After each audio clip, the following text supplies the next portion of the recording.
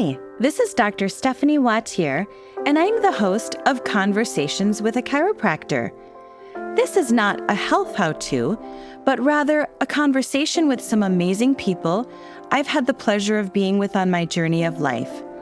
Think of it more like Tuesdays with Maury, a fireside chat, or chicken soup for the soul. Grab a cup of coffee, sit back, and enjoy this conversation with a chiropractor.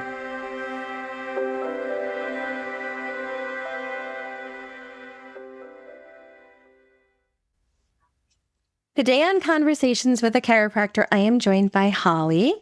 And Holly, you are the owner of the Michigan-made businesses in the Upper Peninsula. Yes, that's me. And I think anyone who knows you would say that you radiate positivity, but I think that has become your choice every day because you've had some obstacles in your life. Yes, I certainly have had some obstacles in my life, and you overcome them. And then, your percentage of getting through things is 100. So you can't get too excited about stuff in the middle of the way. So you have 4 children. I do. 3 boys and a girl. And tell me what that was like when you were raising them. I got a divorce from my children's dad when my daughter was 12 and my son was 10. And then I got remarried and I adopted his 2 boys and they were 11 and 14. So one time we had 4 teenagers in our house. Wow. That must have been an exciting time. Oh, it wasn't. That's a good way to put it. They were hungry. Remember that a lot. Did they get along with each other? Oh, yeah. Emily took care of everyone. Wow. She's the oldest and she was in charge and she wouldn't allow it. She just ran the house. Told them boys, knock it off. I love it. Yeah. She's also your hockey player. She is a hockey player. Tell me what that was like being the hockey mom. What's a whole nother life? She played hockey all the way through college. And one day she came home, she was 10. And she said, Mom, I don't want to dance anymore. I think I'd like to be on a hockey team. And I said, oh, Mom doesn't know a lot about hockey. And I was already divorced then, so it was just me as a single mom. She said, it's all right. I called Grandpa. He got me gear and I'm on my first games tomorrow. I'm like, so that explains this child that ran the roost. She's just going to do it.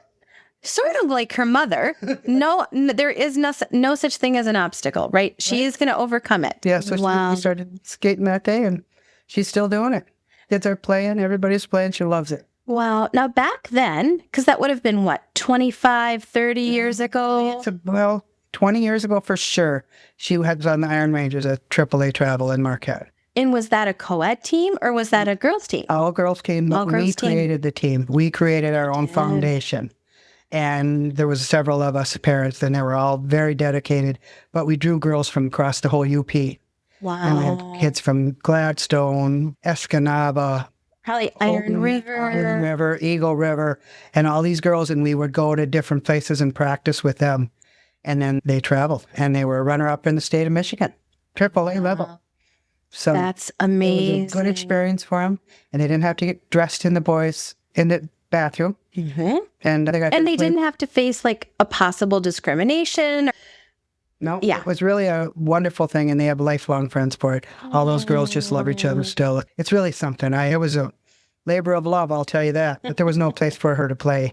Wow. And she liked it. She got to be so good, and we got offers to go places, but I wouldn't want my 14-year-old kid living in someone else's house. Yeah. So we figured it out. Now, I know you've told me the story of a special coat that you would sometimes wear to hockey games and the nickname that those girls had for you. Yeah, my nickname was Hall Dog because Emily would I dropped her at school and she said, Mom, please don't embarrass me, right? So of course I went to the opposite level. But I had this big fur leopard coat that I used to wear and all the girls would cheer me on when I'd walk around up in the top and there comes Hall Dog in her big pippin coat. She'd be like, oh, my God. She never told me not to embarrass her anymore. But you guys are close to this day. Oh, God, yeah. She's my best friend. We talk every day. Yeah, it's fun. Did she go to college to play hockey? She went to Finlandia. She did? She's a nurse from there. Yeah. Wow. She skated all over the place and just loved it. What awesome memories. Yeah. And how cool that you as a parent saw the need, saw the lack of opportunity for her, and then just put together a team, put together an organization. Yeah, there was a lot of us in that same boat. We just wanted our kids to be able to play with other women. It's really important. When they get to be a certain age, the girls stand up to boys in hockey until about 13. And the boys just get so much bigger and more powerful. And then it's the discrimination stuff and the boys talking about the girl with the ponytail. And they just didn't need that. It was the right thing to do. It did. It took a village. There was a bunch of us that did it. And they're all wonderful people. The parents that all stepped up and were on that board. Does that organization still exist? No, they made it for 1 year after I left. And they wanted me to stay. But I went to Finlandia board and worked there. The little bit that I've even been involved in different kids' sports, I cannot believe the one or two moms who are doing it all. They're there counting the concessions money. They're there grabbing this, putting the Gatorade. It was probably 24 hours a day that you were thinking about it, preparing for it, getting the rides. Yep, that's what we did. We always just did the best we could. And our kids, they just stood up. They just stood up and they thrived for it. And for a little team out of Marquette to be AAA level, and be competing against Chicago and Milwaukee and Minnesota and the thoroughbred competition and some of the stuff it was. And they calls it the glory days. Oh, the glory days with Hall Dog. Yeah, and they had so much fun. But they were playing against the top girls in the country. She played with Olympians. Wow. So it was really a good experience. And we can do anything. Yeah. Parents, if your kids need it, then you're going to do it. Absolutely. That's how it's always been for me. You also were the warrior mother of an autistic son. And my son, 34 years old now. Tell me about that. Well, Ben's 34. So, of course, special ed and things were different then. It was a lot of no inclusion, and Ben was in classrooms where he wasn't necessarily a perfect fit. We just had to adapt and help people to understand that his autism, he was going to learn different. And we sent a train date with him to school. Wow. And it helped all the other kids too. He's awesome. Just a wonderful kid, happy as could be. And we did that low boss training and in his own aid for all the way through Marquette. Wow. And now this was before the time when kids had IEPs and they were sort of given an aid through the school? Well, we did IEPs, but the aides, they never were trained for children with autism. It just in the past, I think 15 years, the diagnosis is up like 450%. Don't quote me on those numbers. Yeah. But I do read. And so there's resources now that are going to be able to help. And we just walked it along. We just didn't know, but I knew I wasn't giving him pills. And that was really the only solution that people had back then. And he never took any pills. We couldn't, even nonverbal. I've taken some pills in my life that make my skin itchy. And when somebody can't tell you what's going on, there was no way. I thought he's got enough going on when you're going to add something else into it. Absolutely. So we tried it all with just simple behavior. Northern's been wonderful. Now, does Northern have some sort of center? A behavior modification program. And back then, Dr. Andronis was in charge, and he helped me get an aid to go to school with Ben when he was at Head Start. And they all helped me. But they were all trailblazers because behavior modification was new then. You as a mother were a trailblazer to just keep pushing to get your child what he needed and for his success. Just want him to be happy. That's really. And when he's afraid. And then the people didn't know how to handle him. Yeah. I just didn't know how to. He would just keep walking, and he'd talk to him, and he'd just keep walking in there. Yeah, so he was a challenge, but he made everybody's better. Everybody in our whole world is better because of that. My mom, dad, my nephews, everybody has a better understanding, and they know that autism isn't disability, it's just a different kind of ability, and you got to figure out how to make it work. Yeah. I mean, I don't want to say most, but many, I think from what the little I know, many autistic children are actually genius level in different things. Like their brain is actually probably in some areas much more advanced than the quote unquote average person. Oh, absolutely. My son then can do a crossword puzzle faster than any person on the planet. And he goes on these competitions online, he wins all the time. When he understands the English language and all the letters and how they fit together, and it's a little puzzle. And I like Sudokus too, but he prefers the ones with the letters. Okay. 5-letter games where you mix them up and you fix the word. That's his forte. Very interesting. You told me once that there is like a piece of paper that you had on the inside of your cupboard in your kitchen. Yes. Tell me about that. When I did Lobos with Benjamin, they said that you never use the word no or don't or any of those derogatory words. So I found this poster that was 101 or 150 or whatever, it doesn't matter the number, ways to say good job. And it was marvelous, fantastic, you're the greatest. And we just carried it on through our whole life. Everybody, we always did it. I do it with my husband still. You're the greatest. How do you think? I think this is the epitome of who you are, is speaking positivity into people's lives. Truly, I think that every day you wake up and your intention is to bring positivity, to shine your light. Well, it's just about making a choice about being happy. I just want to be happy every day. I feel every day you can make a decision.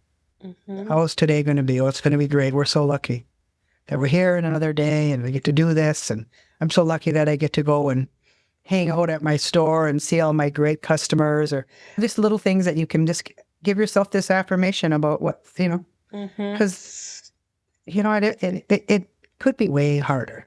Yeah. Could be way harder. So but I know that the dark days are behind, and, today's a good one. Amen. Yeah. Yes. Tell me how you started Michigan Made and what you did for a living prior to having the store. I've always done bookkeeping and records and finances and things like that. And before I started Michigan Made, the last job I had, I was a financial controller for payday loan stores in the UP and some in Canada. So I was traveling a lot and doing that. That was a very difficult job for me. To be gone from your family? It was just a whole premise of they were giving high interest loans out to people that really couldn't afford them, and it just didn't go with my grain. Yeah. But again, I was a single mom and I needed to do what I needed to do, and that was the best job I could find. So that's where I worked till the day Emily graduated high school, the day that I turned my resignation in. And I met Brian, and we got married 4 months after we met, but I was single for 7 years. And I never dated anybody until when my kids were home. I just thought, this is not fair to them. I have to take care of them. And then I went to work for Wallstrom's for a while. I was raising Brian's boys. Okay. Because I could work until noon over here. I was a waitress, and I loved it. I loved interacting with people, and I think it's a beautiful part of human connection. Oh, and I absolutely missed that place up there on the corner all the time. There were so many nice people and such a good family, and really was fun. And I'm glad, and I get to do their books, and I'd help out sometimes with the morning breakfast, just pour coffee. But I enjoyed it. I'm sorry. I thought you were waitress. No, I did that all the way through college. You know what it is. You do what you have to do. So at Wallstrom's, you were doing their books. I was doing their books, and I was helping and doing whatever I needed to, because it's a small family restaurant. It was fun. We don't have a ton of those left in Marquette, those small family-owned places. Yeah, go and have a cup of coffee and have breakfast. Yeah, there's not very many. I'm glad to see that Jeffrey's reopened. Me too. That was really nice. So you have the idea to do a store with Michigan-made products from local artists. Was that what happened? My husband and I were we had empty nest. Then Alan went to the Navy, and Ben said, I asked Ben, you want to have your own house?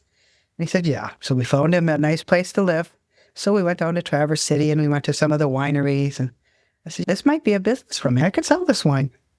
Okay. That was in 2011. So I started looking at it, and he says, maybe we could do just stuff that's made in Michigan. I said, that's a good idea. And Michigan Made was available. My name is trademarked. And I thought, this is a kind of a clue. And then my grandparents' last name was Just.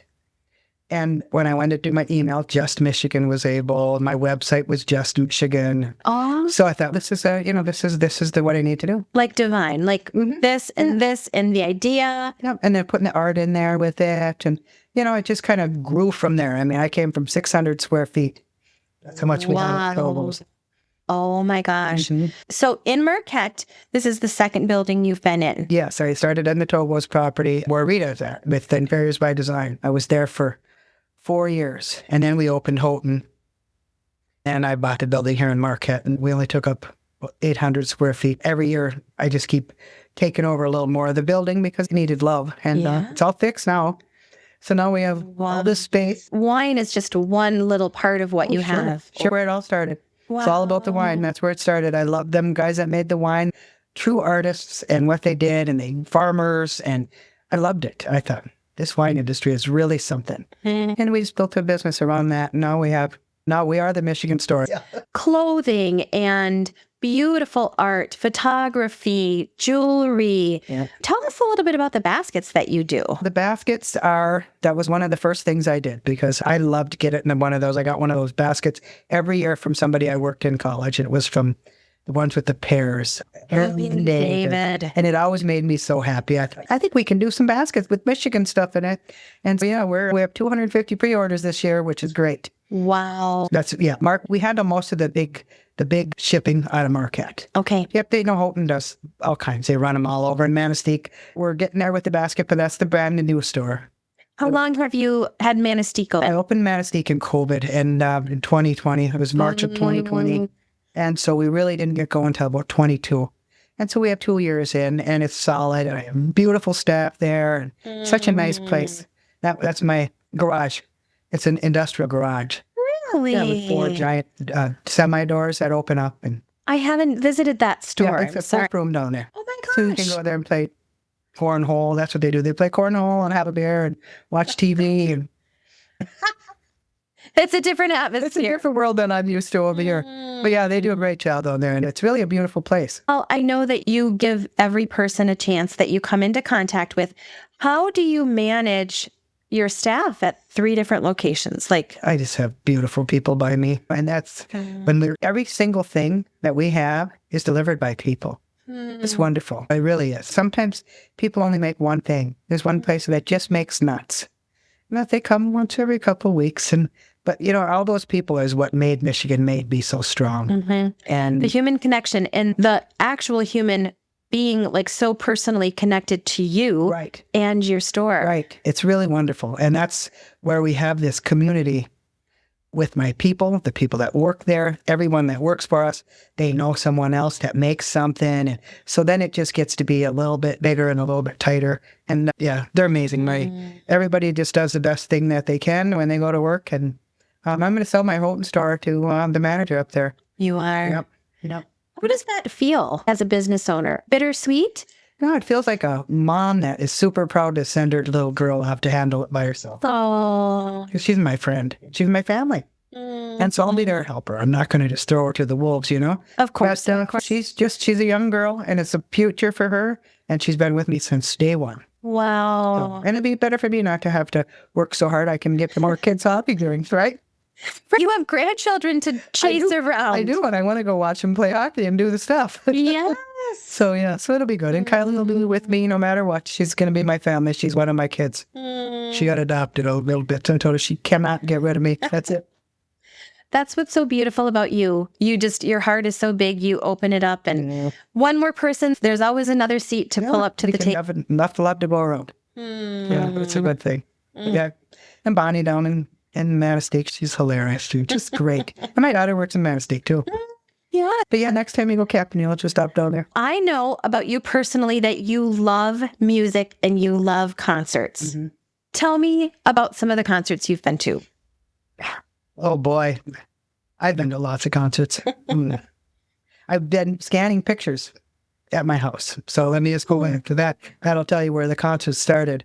I found out my photo of my mom passed a few years ago, and I had 10 to 12 boxes of pictures. And so I've been scanning them so I can share them with the rest of my family this year for Christmas. Oh. I'm all done with hers. So then I started doing mine, and I found all my concert tickets. And I had the Who and the Rolling Stones and all from back in college, and Van Halen and the Police and oh my gosh, Starship. You can't even imagine it. But they used to give me the coolest tickets. Yes. So I'm going to make something with those. But the new ones, you don't get any tickets for. No, now they're all digital or electronic. I really want that ticket. My Rolling Stone ticket is the coolest ticket I ever seen. I cannot fathom. It was $15. So I'm showing how old I am now. Do you remember where that concert was? It was at the Orange Bowl in Orlando. It was good. Was Red Rocks your most recent concert? Red Rocks is the only place I'm ever going to go to a concert anymore. Unless I go to the Performing Arts down in Charlottesville. I love that theater too. Is that the open air one? And it's beautiful, and they've really done well, and it's not so crowded, and the acoustics are beautiful. But Red Rocks, once you've been there and you hear the music and the acoustics, and I like all kinds of music. I'd go see a symphony there, but it's magic. That place is magic. Yep, we went saw John Fogerty and his sons, and then we saw Dirk Bentley, and they were both just amazing. Wow. So fun. I love going to see live music. There's nothing like it. Oh, yeah. There's something, I don't know, energizing. Oh, yeah. Yeah, like indescribable about physically being there. Right. And they're so passionate about what they're doing. It's wonderful. Yeah. No, I know you love the mountains, but you also love the water, right? Like Florida calls your soul. I like to go sit on the beach. My favorite color is ocean. That's what my girlfriend does. I love that. Doesn't know. The Holly's my favorite color is ocean. But I'm just happy just to sit on the balcony and listen to it and see the sounds and listen to the birds. And yeah, it's real peaceful. Yeah. I like the lake too. I really do. The lake. I don't think I could not live by any water. Yeah. But I sure like that because I don't have to work. You have the kind of like work ethic that is almost ethereal. Like you're always working and yet it doesn't seem like it's draining you or pulling on you. I love my job. I have the nicest customers and the nicest vendors. I could never, if I would have thought it's going to be 12 years this year. If I would have thought that it was going to be as wonderful and marvelous as it is, I would have did it 30 years ago. Because it's so easy to go to work and have people, and I do keep moving. I just keep moving. I just say, come on, we'll talk and I can keep working. But yeah, so good. Nick, you know how it is. You love what you do. And I think it's your attitude. It's definitely your attitude. Not that you're not affected by problems or not that you're not stressed, but it's like water over a duck's back. You overcome it. You move on from it. You persevere. I do. I have a wonderful partner too. And when something gets me down or if it's a little bit too intense, I have Brian. I just call him up and he handles it. I love it. Because when things upset me, I get really sad and I don't want to do that. So I have him help me. He doesn't do it. That is like the best, I think, like definition of like partnership. One of my friends got married recently and, the happily ever after and the this. And I said, what I wish for your marriage is that you guys are compassionate to each other, that you're supportive to each other. That's what makes like longevity. Like when you're down, that's the one who brings you up. What can I do to make this better for you? Yeah. All right. So we had a little shoplifting incident the other day and it just breaks my heart. It does. We have the cameras, we have the whole 9 yards and I just called Brian in. I said, I don't want to look. You have to just handle the whole thing because I don't want to know any details. I just want you to handle that. He's like, okay. Okay. He handled it. Him and the Chocolate police and they just did a beautiful job and took care of us. Nice. That's wonderful. But that kind of stuff breaks my heart. If they asked me, I would give them something. And that's what I was going through in my head. Do you know I had a rummage sale this summer? I'll never have another one again. Someone stole something from me during the rummage sale. It was listed for $1. And I thought, why would you do that? I literally would have given you 20 of the things. I was just trying to clean out my house. Yeah. My husband, who's a psychologist, would probably say what all the background is between why people shoplift. But when you're the one being stolen from, it hurts. It's like an insult. It's like an assault. Yeah, I felt really violated. I guess so. I really did. So that was just one instance where I call him. Yeah.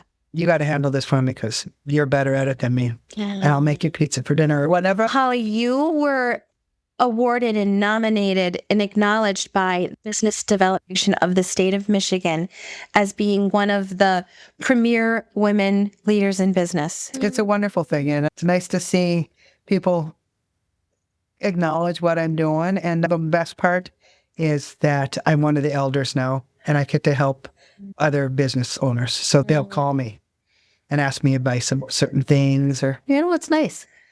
That is so amazing. And I think that the thing that's so funny and beautiful about this is that it shows how magnificent your humility is when you don't even remember the award or you don't even remember when it was. Oh, yeah, someone awarded me something. That's okay. I love my job and I get to meet good people and somebody noticed. It's great. And we do get the Mining Journal Award too. We get an award for that. And that goes to my staff. The store is nominated and awarded. Yeah, for the best gift shop. Oh, my gosh. Yeah, it's a nice thing. Oh, we got it again. I'm like, oh, good for you. Yes. And that's so cool, too, that you give the accolades to your team and your staff. I certainly couldn't do it alone. No, nothing could be done alone. And So you're coming into your busy season as a gift shop, headed into Thanksgiving and the Christmas holidays.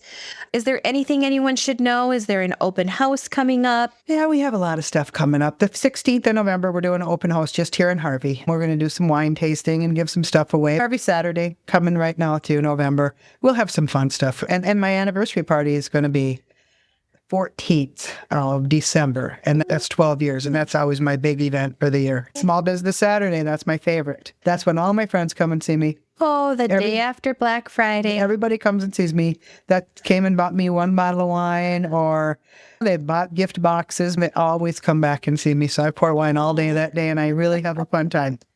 That's wonderful, yeah, Holly. Yeah. And thank you so much for shining bright light, not only in Marquette, but to the entire world, in all the people that you touch every single day. So 18 years ago, you're dropping your daughter off at college, and she says to you, She said, Mom, can you tell me what I can do to have some success in my life? I said, yeah, I can. And I thought about it for a little while. And I said, well, the first thing you can do is always finish what you start. Finish your stuff. And the second thing you should do is always do what you say you're going to do. Show up. You tell somebody you're going to be there, show up. You're going to call them, call them. And the third thing is treat people the way you want to be treated, and you'll always have it good. And she reminded me of that this morning. So that's funny. That was 18 years ago, and it made an impact. So I think those are two good words. those are. What is your quote about joy? Tell me that one again. Every day. And you have to find the joy in everything. You pick it up every day, you get to decide. And have a good day or a bad day, find some joy. And it's easy to do. I got a crazy little dog that runs around. She makes me laugh like crazy. It's like, well, how easy was that? Exactly. Right. Yeah. Exactly. Yeah, that's always what finding the joy, because there's something in every day. Don't you think? Absolutely. And I think sometimes we have to pull ourselves out of it. Sure. I just read a quote that said something like, we have such a great habit of talking about our problems. Maybe you even posted it. But let's talk about our joy. Let's make that our habit. So instead of saying, oh my gosh, like I have such a long day, or oh my gosh, it's going to be so busy or so intense. So grateful that coffee was so delicious this morning, or that. And I have a nice job to go to. Yes. And look at my shoes, how wonderful they are. It's so easy once you get in the practice of doing that. Yeah.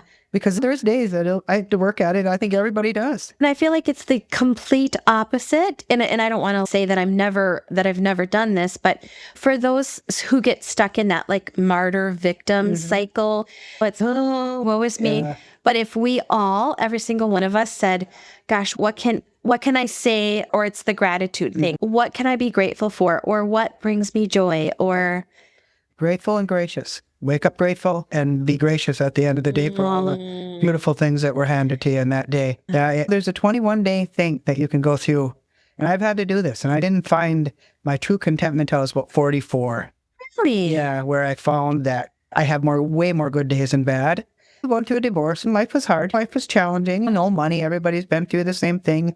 And a child with special needs. And you just never know what's going to happen. I found that this program was 21 days to reset your brain to find positivity.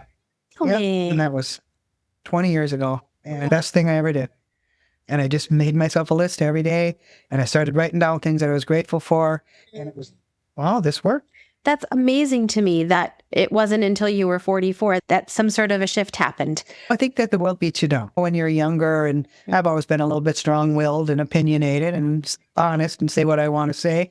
And sometimes you just get beat down. Everybody has. You don't get to be this far without having some loss.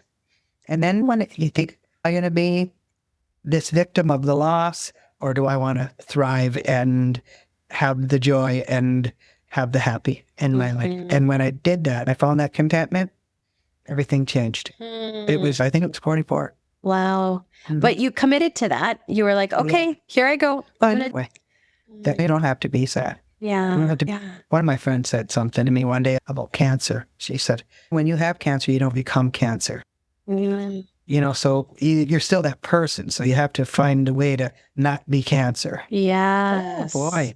Yeah. That made a lot of sense to me. And I thought, yeah, you're right. Yeah. You don't become that. This is just something that is affecting you for this little bit of time in your life. Yeah.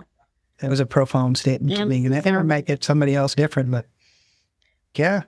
Absolutely. I think that we have that tendency to even unknowingly label ourselves, right? Or someone might say, everyone in my family has a bad low back, so I guess it's just, and I'm like, that doesn't have to be. Even if you have a genetic predisposition to something, there is such a thing as epigenetics. And I really believe that half of this isn't physical. It is our intention and our energy and our emotion and our choice of choosing joy. Like, I don't watch the news, especially during this political time. Like, I can't watch horrific things. Like, I'm too affected by that. I have to choose to watch something that will bring me up and not pull me down. That's where music does that for me. Yeah. I have music in every room in my house.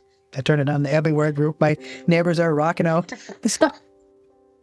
But music does that for me. And then you're right with that TV and the political stuff. And it's just a lot. Yeah. It's real heavy. You told me that you really liked the episode on like frequencies and energies, and you ground yourself. Oh, I do. A grounder. I'm a grounder. I don't even, no socks. I'm almost always bare feet in the winter. And in the summer, I've been caught laying in my yard, drawing the energy from the sky and the earth. And yeah, it's really profound and I love the outdoor night sky. I'll take a nap so I can go outside. Really? Because the night sky to me is something else. At least watching the stars. Seeing the Milky Way. The Northern Lights have just been insane this year. So beautiful. Yes. So yeah, I get home from work taking that because I can't stay up till 11 anymore. Would you say you're instinctively a night owl? Oh, yeah, absolutely. Yeah. Absolutely. Yeah. But I've learned how to adapt. Yeah. It's okay. I never go to bed before midnight. You don't? No. But I sleep 7 hours. It's fun. I used to sleep like 3 or 4 when my kids at home. Oh, you know how it is. You just do it. yeah. So now I'm well rested. I love it. Paul, anything else that you want to talk about or share? I'm just so grateful to be here, and it's a good day. It is a good day. It is a good day. And I'm so grateful that you've agreed to be interviewed today and sharing your wisdom. And I hope everybody peeks into Michigan Made, whether they're in Houghton, Manistee, or right here in Harvey, right on the highway across from the Welcome Center. Well, they'll all come and visit us for Christmas. Perfect. That's good. Thanks, Al. Thank you. Thank you so much for listening. If you've enjoyed this podcast, would you please rate it, review it, like, or subscribe? You can find me on social media at wautierwellness.com, Dr. Stephanie Wautier on Instagram, or Wautier Wellness Chiropractic and Massage on Facebook. And I'm so curious where your next conversation will take you.